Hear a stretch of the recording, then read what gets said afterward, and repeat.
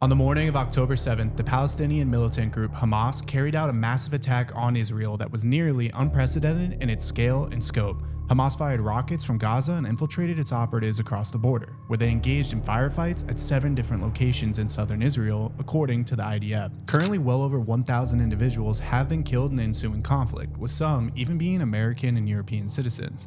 This number is also expected to greatly rise over the next few days. Hamas has also taken dozens of Israelis hostage, both in Israel and Gaza, and has released videos supporting these claims. This conflict is quickly spiraling out of control, with rumors of heavy Iranian and Saudi Arabian support, as well as an ever-increasing likelihood that other terrorist groups, such as Hezbollah, may be joining the fight. Overall, this conflict will get a lot worse than you initially thought. And by the end of this video, we'll take a look at the possible global ramifications this war may have. But first, let's cover what you need to know about the Israeli-Hamas war. Initial information suggests that this attack has no precedent in Israeli history. The IDF said that approximately 2,200 rockets were launched in the initial barrages, making it the largest rocket attack against Israel since Hamas took control of Gaza in 2007. The number of rockets launched was an order of magnitude larger than the attacks at the beginning of 2014 and the 2021 crises. Hamas also appeared to have been quite innovative, using paragliders among other means to enter Israel by surprise. The infiltration is particularly devastating for Israel, with many calling it Israel's 9/11. Israeli Prime Minister Benjamin Netanyahu declared "We are at war" and launched Operation Iron Swords, conducting airstrikes in Gaza and calling up reservists. It was reported that the initial Israeli response had already claimed nearly 300 lives in Gaza, with many more deaths sure to come. The situation is chaotic, and the fighting is ongoing. The ultimate numbers of dead, wounded, and hostages may be far greater than the initial reports.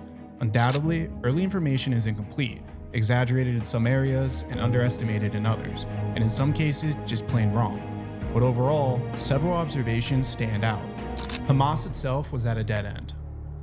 Hamas has governed Gaza since seizing power in 2007, and has always wrestled with the inherent tension between governing the area and maintaining its bona fide status as the leader of the anti-Israeli resistance camp among Palestinians. Hamas has done so in the face of Israeli and international opposition, tremendous economic pressure that Israel increases or eases to incentivize peace behavior from Hamas, and bitter efforts by its rivals, the Palestinian Authority, led by Mahmoud Abbas. Hamas sees itself as a resistant organization and needs to be one politically. Part of this is because its record of governance in Gaza is pretty spotty. Gazans lead difficult lives, with high unemployment and poverty abounding. Hamas's ability to claim leadership based on the quality of ordinary Palestinians' lives is pretty limited.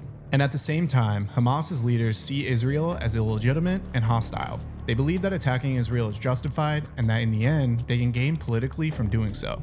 They know that ordinary Gazans will pay a terrible price from the Israeli response, but they hope that the eventual political settlement will be in their favor.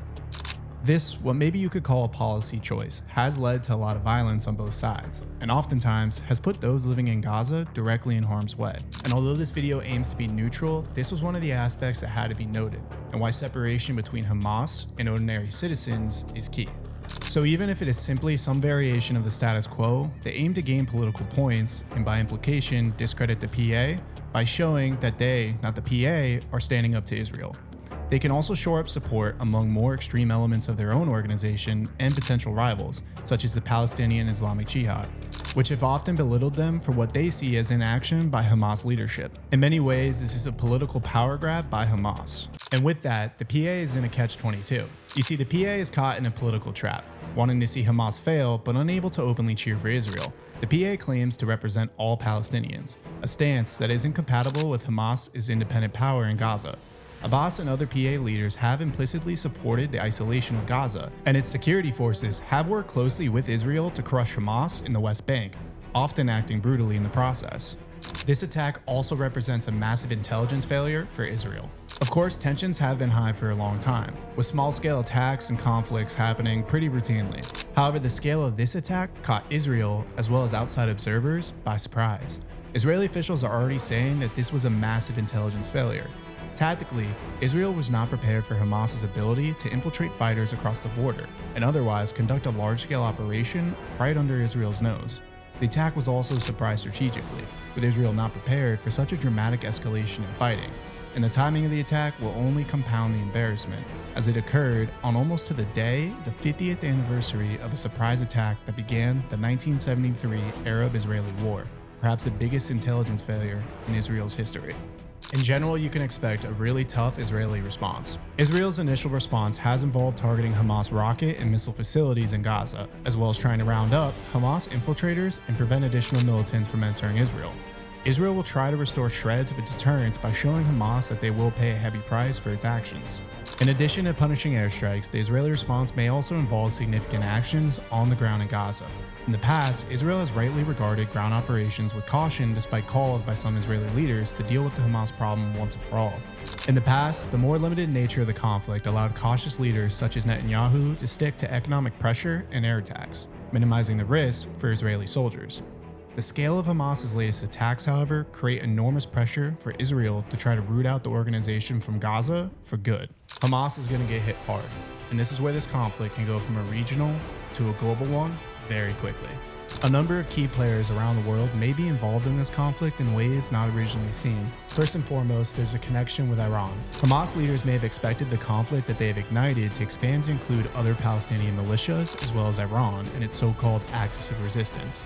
Iranian leaders use this term, the axis of resistance, to describe their international partner system of state, semi-state, and non-state actors. This coalition includes Lebanon, Hezbollah, Syria's Bashar al-Assad regime, Yemen's Houthi movement, the myriad militias operating in Bahrain, Iraq, Palestine, and Syria, all of which Iran supports financially, materially, and politically.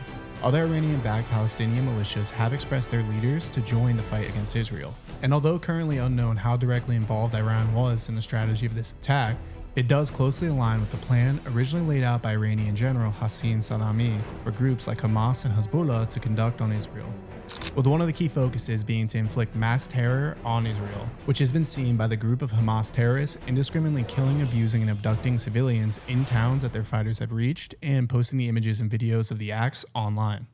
Now, of course, if Iran is found to be involved, this could lead to a massive snowball effect of geopolitical ramifications not seen in decades. And in fact, some countries are already starting to take sides. Just today, October 8th, a Russian hacking group, Killnet, had hacked the Israeli government website. The Russian hacking group Killnet had expressed support for Hamas and made the following statement about Israel.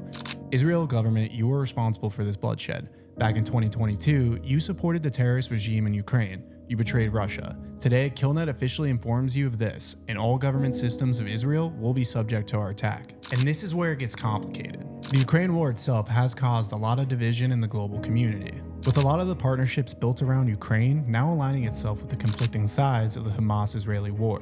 However, there is a critical difference. The geopolitical partnerships and security guarantees for nations like the United States and Israel, or Russia and Iran, mean that if this conflict does continue to escalate outside of the Israeli and Palestinian borders, it could have a similar snowball effect to what many worried would happen if Russia, let's say, attacked Poland in the Ukrainian conflict. And that's what makes this situation different. And truly, both parties find themselves in the difficult point where escalation seems like it's the only option. As for what happens next, I truly don't have the answer to that. And the truth is, no one really does. This will be one of the most historic events to happen within this decade, and each decision will have massive ramification on what comes next. So truly, we'll have to wait and see. If you guys enjoyed this video, do me a massive favor and leave it a like, as well as comment below of where you think this conflict is going next. And if you're interested in more topic videos, make sure to subscribe. And with that, I'll see you guys in the next one.